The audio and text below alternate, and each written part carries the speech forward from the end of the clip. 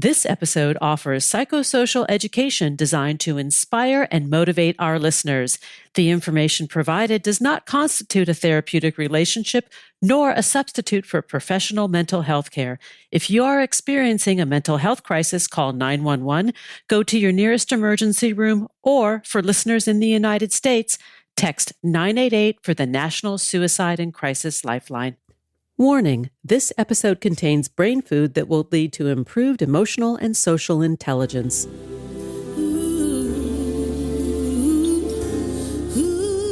Thanks for tuning in to Harvesting Happiness today for a healthy serving of consciously prepared brain food. This is Lisa Cypers Kamen, your host. Since 2010, we've been broadcasting sound ideas for better well-being. Each week, we spotlight diverse thinkers and doers who are contemporary trendsetters and change agents, devoting their lives to creating a better world. I invite you to listen and change how you think about human happiness. Our award-winning content is fresh, optimistic, and purpose-driven media that promotes well-being from the inside out. Good morning, good afternoon, and good evening, wherever you are. Thanks for joining me on today's show, where you will receive a happiness tune-up and recipes for the good life with my guest, Stephanie Harrison. She is the creator of the New Happy Philosophy. Her network has been featured in publications such as CNBC, Fast Company, Forbes, and Harvard Business Review. Stephanie Harrison is an expert in the science of happiness and the creator of the New Happy Philosophy. She is the author of New Happy, Getting Happiness Right in a World That's Got It Wrong. She received her master's degree in positive psychology from the University of Pennsylvania, where she was later an instructor and was previously the director of learning at Thrive Global, leading the development of science-based programs that improve well-being. Thanks for being with me today, Stephanie, for sharing part of your day with Harvesting Happiness. Oh, I'm so excited to be here. Thank you for having me. Oh, a pleasure. Let's talk about lies society has told us about happiness, because this is super important about what happiness should be or what it looks like. Yeah, from a very early age, we're conditioned into these lies about what we need to be and what we need to do in order to be happy. And I've broken them down into three core big lies. The first is that you're not good enough as you are. The second is that you have to overcome that through what you achieve and being successful. And the third is that you have to do it all by yourself because you're not connected to anybody else. This is great. These are three digestible bites for us to really feed off of. And I think that from what you just said, when I look at sort of more old school or OG positive psychology and like values and action and the attributes that make people happy, I think what I hear you say is that you're drawing upon a different set of feeling elements, right? And our sense of self-esteem and self-identity as a source for the new happiness. Yeah, exactly. I think, we have to incorporate a lot of even going way back to, the beginning of rational emotional behavioral therapy and cognitive behavioral therapy, of the recognition of our worthiness, because so many people are still struggling with feeling like they are good enough. And it's this core wound that permeates everything that we do and then leads us to ultimately pursue the things that end up not making us happy, but leading to unhappiness and disconnection and loneliness and so many other challenges. Two things come to mind. First of all, about the pandemic of loneliness, which I want to get to in a second. But before doing that, I would love to talk a little bit further about our sense of self-worth and how that is tied up in the deservedness, of happiness. Like if we're not feeling good about ourselves, or we don't feel we have met those milestones or those markers that society, our families, or even we place on ourselves, that somehow we don't deserve happiness or the good life. Yeah, right. We have this deep foundational belief that you're describing, that we have to prove that we're good enough, right? It's not an assumption that you are good enough. We don't start off with that starting point of thinking, hey, you're a worthy person. And if you want to express that wonderful self that you are through the work that you do, through your relationships, through the way that you show up in your community, that is a far better path that will help you to expand who you are, rather than this sense of feeling like you're hollow on the inside and you have to gather all of these things around you to feel like you're full. I think that each one of us that comes to the science of happiness or creating a business out of happiness has a very personal story that lures us in to this discipline of psychology. And I would love to know a little bit more about yours. Yeah, I do feel like that is the commonality in so many ways. Yes. It was the same for me. I came to the study of happiness because I was a very unhappy person. I didn't know what I was doing wrong, though, because I strived and I strived to fulfill the brief that I had been given by society and by the culture that I had grown up in to perfect myself, to be completely independent, to achieve all of these goals. And yet I was utterly miserable. And so I looked at my life and thought, what am I doing wrong? Where did I get off track here? And that's what ultimately led me to want to study the science of happiness and well-being, because I thought maybe it's not just me who's gotten lost. Maybe there are other people out there who also might have done some of this work to investigate these questions, and I can use it. And then if it works, help other people with it. How would you say it has affected your life, your studies, in terms of elevating you from that unhappy place to the happy place, right? If we look at what the research says about nature versus nurture and elevating our happiness set point, sounds like you're the lab rat, or one of the many lab rats. I'm honored to be a lab rat. Yes, a positive lab rat. Sign me up. Yes. Yes, I would say that, it's fundamentally changed my life. Learning these insights and adopting these tools has made me into a happy person, which I did not know was possible. And I still experience the full range of human emotions, but I have a completely different relationship with those emotions. And I have learned how to bounce back from setbacks. And I have discovered how to treat myself with kindness and compassion and to share myself with the world. And all of that comes down to what I learned through the science of well-being and applying it to my life. And, I know that you must feel the same way. When you see these results, you feel like you want to share them because everyone can gain so much from it. Yes. It's like the old When Harry Met Sally vignette where she's sitting in the restaurant. Meg Ryan, I don't know if you've seen this movie. Yes. She's sitting in the restaurant with Billy Crystal and she's having this orgasmic response.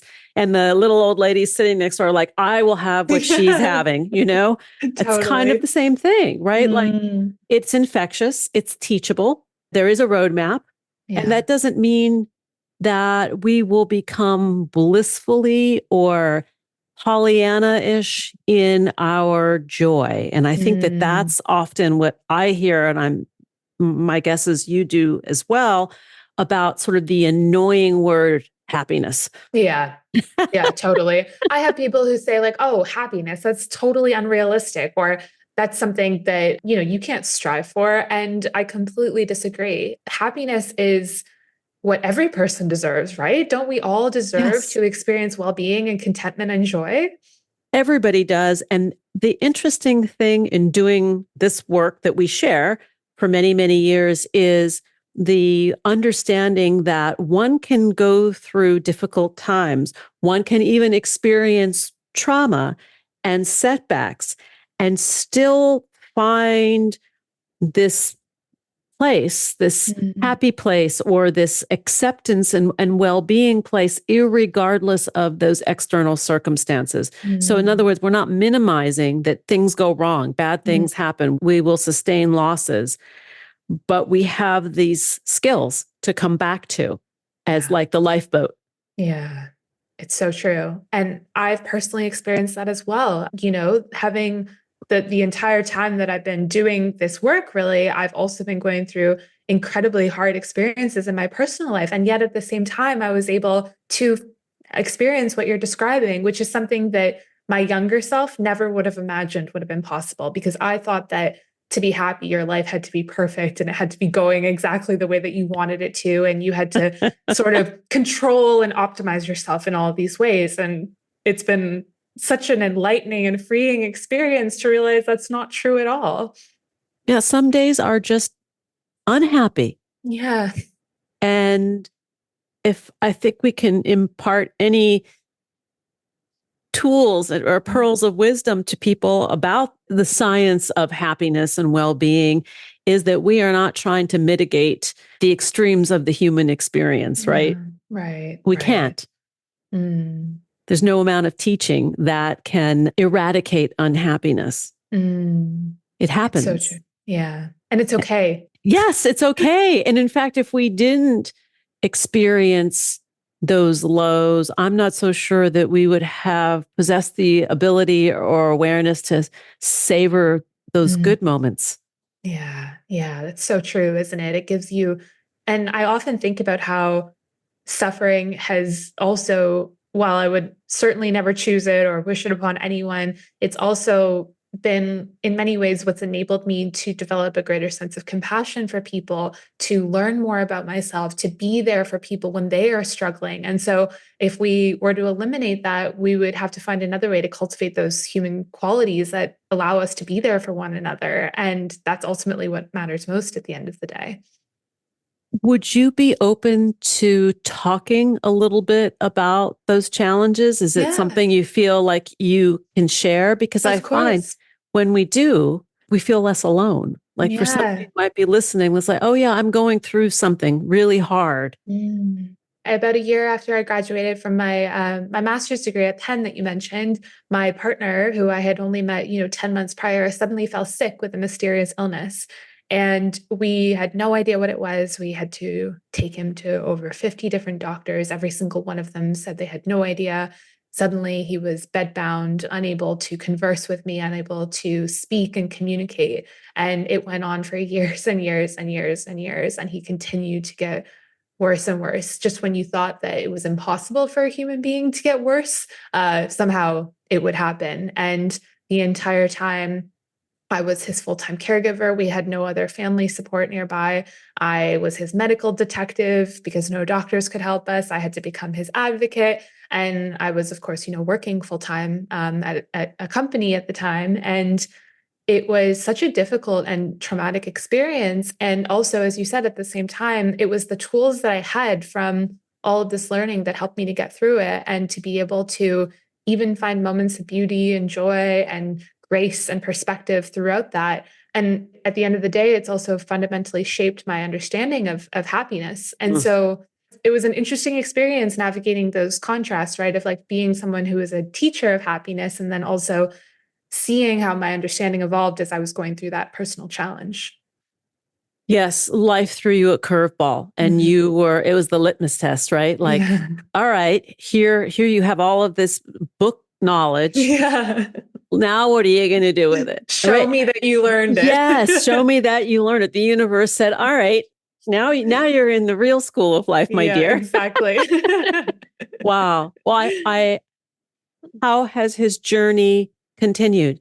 He experienced a miraculous, unexpected turnaround, and he's very slowly started to recover. It's very, very difficult for him, and still tons of suffering and pain. But he's definitely not where he used to be, and he's back to me in many ways. So it's been a real miracle.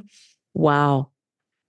Back to you, maybe different, and maybe the relationship, which is something that I wanted to ask about in Mm, terms of the value of relationships and yeah. the ability to endure Mm, and bounce back yeah. from these situations as they occur. Because I Mm, think what you've just spoken about is heartrending. thanks. Yeah, I feel so grateful because he's such a wonderful, brave, and inspiring person. And this experience could have made him so bitter and so angry. And yet he instead has turned it into how can I use this to help other people and to contribute to the world? And so when I look at him and see him doing that, making those choices, even just simply to persist every day in the pain that he's in, like pain that would probably have me in the hospital unable to cope with anything or function. He just simply persists and focuses on what's in his control and his love of the world and desire to make it better combined with that it inspires me every day to continue to persist in my own ways. And it's really where I draw my strength from. And I think that so much of the way that we talk about happiness is we think of it as something that you get by yourself. But in my experience, happiness is something that's experienced together through relationships. Yeah. And there's so much research that supports that, right? That these good, connected, social relationships, familial friendships are the source, right? Yeah. That they are the fountain of happiness. And if we have a hard time forging those kinds of relationships, the good news is that too can be taught. Yes. Thank goodness, right? Thank goodness. Yes. Yes. I find that so reassuring. And it is really hard. I think we have, in many ways, kind of retreated further and further into ourselves over the last years and almost lost sight of the ways in which we need to be connected and how to bridge that gap. And finding those small moments of connection, even if it's just with a stranger, it can really have a positive impact on your day and start to help you to open yourself back up to those moments, right? Yeah. I like what you said about the strangers because there's little risk with a stranger, of giving them, even sticking your toe into the waters, right? Yeah. Of giving somebody the gift of your full presence. In other words, where you're really listening, where you really are there with them, even for 2 or 3 minutes. Yeah. And the elevation that can occur from that. Yeah, right. Like I have been uplifted by conversations I've had at the grocery store or with a barista at a cafe, right? Like those little moments have the power to change your day. And just being the one who reaches out and says, like, hey, I love your sweater. You did a great job with that. That means a lot to people. Right. We see you. I see you. You see me. And maybe that is the sort of the ultimate medicine. Like even if we're not at our best, to be seen, to be heard, to be understood, that these are some of the little key nuggets that can bring happiness to maybe not the perfect day. Yeah, right. Wow. It's so powerful, isn't it? The idea of being seen in that way. I can remember moments in my life where that happened and I still carry them with me, right? It's very magical. It is magical. And as you describe your partner's experience and his choice, right? He's made a choice of how he wants to carry himself through the world, controlling the things that he can, right? His attitude and his actions, which is a big, big lesson for all of us about how to be a happier human. Yeah, it is. And like, it's brave. I think it's really brave to do that, to kind of continue brushing yourself off again and saying, no, I'm going to remain hopeful. I'm going to be persistently hopeful. Which is a hallmark. I mean, like when you look at the research, like hope, optimism, curiosity, that state of wonder, like I wonder if, positive thought experiments, little tiny tools. We're going to need to take a break. And when we come back, we are going to continue the conversation with my guest today, Stephanie Harrison. She is the author of New Happy, Getting Happiness Right in a World That's Got It Wrong. You can learn more about Stephanie Harrison and her work at thenewhappy.com, on Facebook at The New Happy, and on Instagram at New Happy Co. Here comes the pause. We'll be right back. And that actually is a promise. Harvesting happiness is rooted in science. Our work facilitates applied positive psychology practices through media and consulting. We're committed to sound ideas for better well-being, leading to increased life satisfaction and a better world for everyone. We're not into pseudoscience or quick fixes. We're focused on common sense backed by rigorous research. Healthy critical thinking is the foundation for our discussions. We encourage you to challenge preconceptions and explore ideas with a curiously discerning mind. Collaboration with our guests is united by an inclusive vision to boost resilience, critical thinking, communication, and problem solving through civilized discourse and pleasurable relational engagement for everyone. Each day, we have the intellectual freedom to be happy or the liberty to be miserable, regardless of external circumstances. If you or someone you know is struggling with mental health, please seek support because good psychological health is vital to the achievement of a healthy and satisfying life. Visit harvestinghappiness.com for psychosocial and educational services that boost emotional and social intelligence.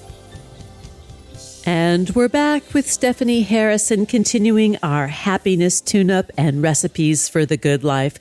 Let's get back to it. So, Stephanie, let's talk a little bit about what has changed in the past 30 years in positive psychology. Because when I first started studying, there was a lot of data that came out. There were big studies that came out. You shared a little bit about what's shifted a bit. You know, you talked about those 3 elements when we started the first segment.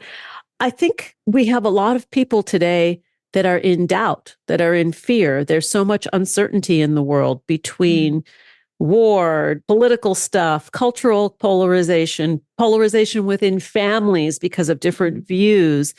What are some ways that you can suggest to our listeners to better manage themselves, to find that little sweet spot in spite of all the junk going on in the world? You know, I think what's really interesting is that it seems to be sort of a rule of life that the more that we avoid something or pretend it's not happening or try to hide from it, the worse that it becomes. And sometimes I think that what we're seeing on a global level is a result of that as well. A lot of unwillingness to sit with the problems and the pain that we are all experiencing and to really acknowledge it. Even if I think about something more recent, like with respect to the pandemic, you know, we haven't had any forum for processing the collective trauma that we've been through or for reckoning with the people who we've lost or the changes to our society. We've just jumped right back into doing things and trying to pretend that everything's normal without ever giving that space for grief.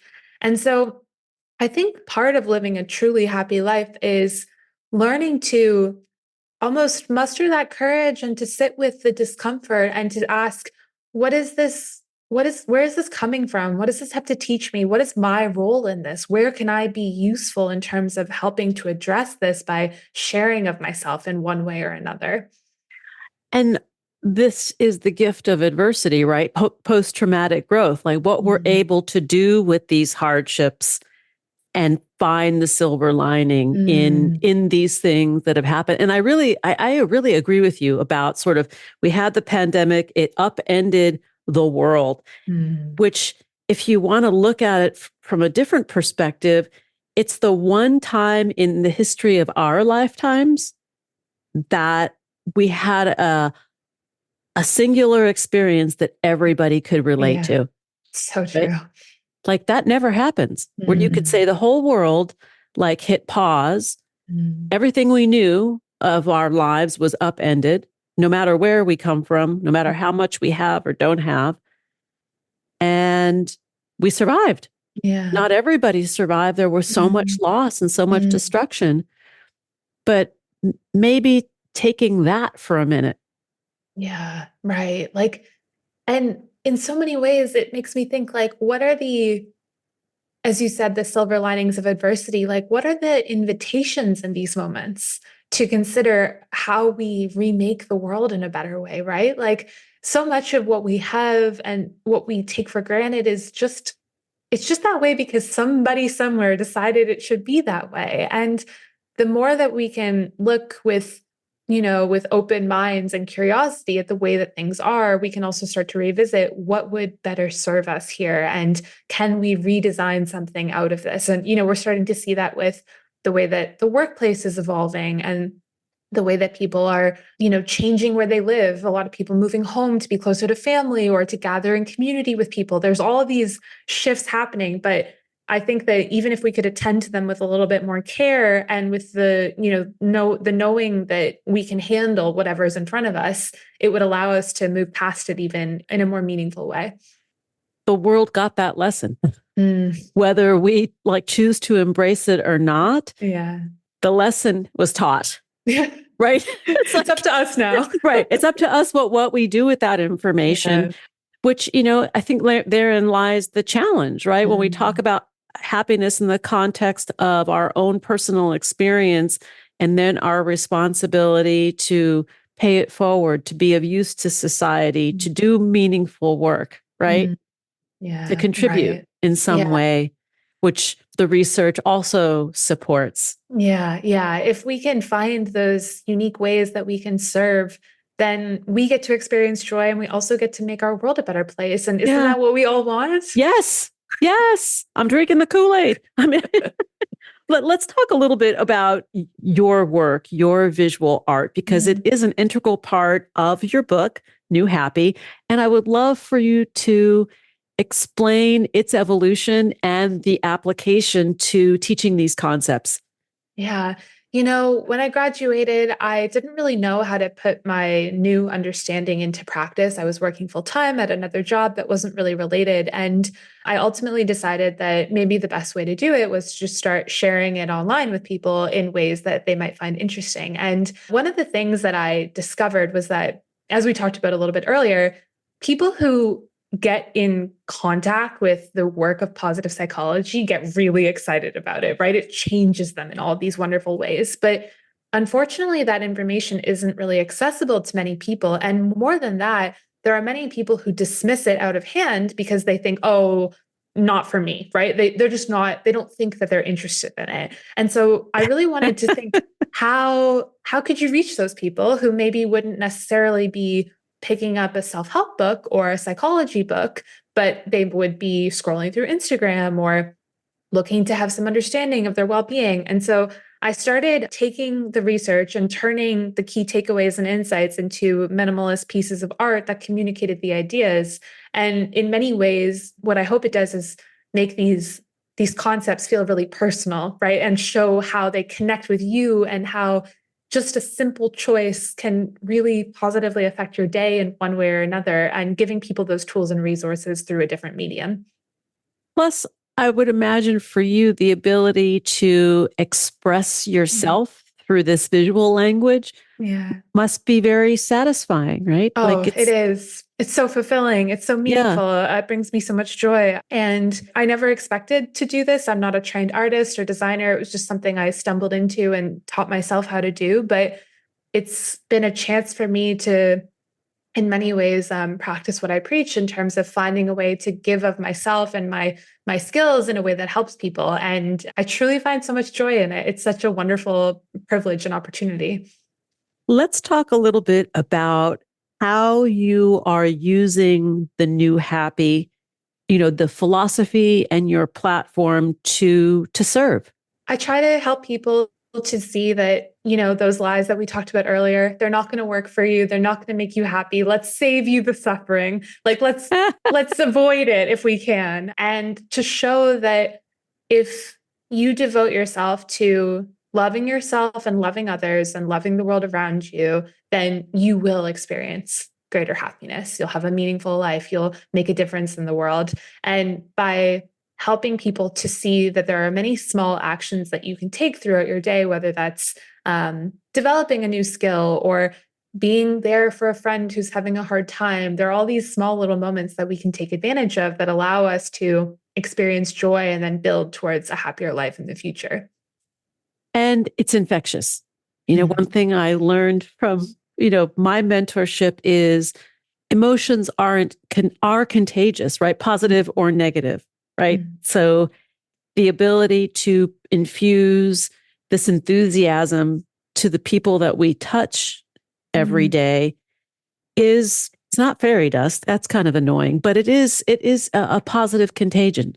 Oh, it is. I'm sure that people feel that way listening to your show, right? Because you're so passionate about the work you do and so knowledgeable and so wise. Like when you walk away and you listen to it, you're changed. And that little change goes with you in all these ways that you'll never know, but that have the power to change their lives and the world around. And that to me is the most magical thing ever. Yes. I mean, to be so in love with what we get to do, right? Yeah. That everybody has that ability. It's, and it's trial and error, right? You've got to run the experiment, sometimes a lot, to find that thing that makes us feel most alive and most in joy. It's true. And it's okay if you haven't found yours yet. Right? Go searching. Keep going. keep going. trying stuff. Yeah, yes. you will find your spark eventually. Well, it's like you saying about not having any formal training in art or graphic design, right? Self-taught, and that you realized you were onto something, and that being onto something made your spark ignite. Totally. Yeah. Like I think so much of my life when I was living kind of under the sway of old happy was worrying about how something looked from the outside rather than how it felt on the inside. And that shift of being able to pay attention to your feelings and to know when something excites you or interests you, it's the beginning of a really amazing journey a lot of the time. And it might not be one thing, right? Mm, Like the giving ourselves permission to have a portfolio career, maybe, yeah. which I think Yeah. is the liberation of the younger generation, right? That Mm, we no longer have to pick one avocation and stick with it. We might have many evolutions, many lifetimes of different yeah. things. That's pretty Yeah. exciting. It is so exciting. Yeah, it makes us deeper, more interesting, Mhm. layered people. Yeah, yeah, it is. It's a privilege of the younger generation that's something that we have more of a capacity and more support in doing Yes. in those ways. And even just the fact that I was able to, start making artwork and posting it on the internet, that wouldn't have been possible 20 years ago, right? No, So that's something that was enabled by the world that we live in now. which is pretty cool. Yeah, it is. My guest today has been Stephanie Harrison. She is the author of New Happy, Getting Happiness Right in a World That's Got It Wrong. To learn more about Stephanie Harrison and her book and her work, please go to thenewhappy.com. You can find her on Facebook at The New Happy and on Instagram at New Happy Co. Stephanie, come back anytime, hang out. Let's have some fun with happiness. Thank you. I would love that. Thanks for joining us today on Harvesting Happiness. This is Lisa Cypers Kamen on behalf of my guest, Stephanie Harrison, wishing you kind thoughts, kinder words, and the kindest of actions. Until next time, remember, happiness is an inside job. Happiness is your inside job. Please go out and rock your day and remember to be kind to one another. Want to explore more sound ideas for better well-being? Check out our new bonus edition content at More Mental Fitness by Harvesting Happiness on Substack and Medium. Subscribe, listen, and share hundreds of downloadable episodes wherever you get your podcasts. Connect with and follow us on most social media channels. To learn more about lifestyle management and mental fitness consulting services, please visit harvestinghappiness.com. Harvesting Happiness and More Mental Fitness are produced by Lisa Cypers Kamen, Andrea Mengele, Robin Boyd, Andrea Daly, and the excellent team at Podfly Productions, including Eric Begay, Kimberly Beck, and Alec Guest, in collaboration with TogiNet Radio, KBUU, RadioMalibu.net, and is available on PRX, the Public Radio Exchange.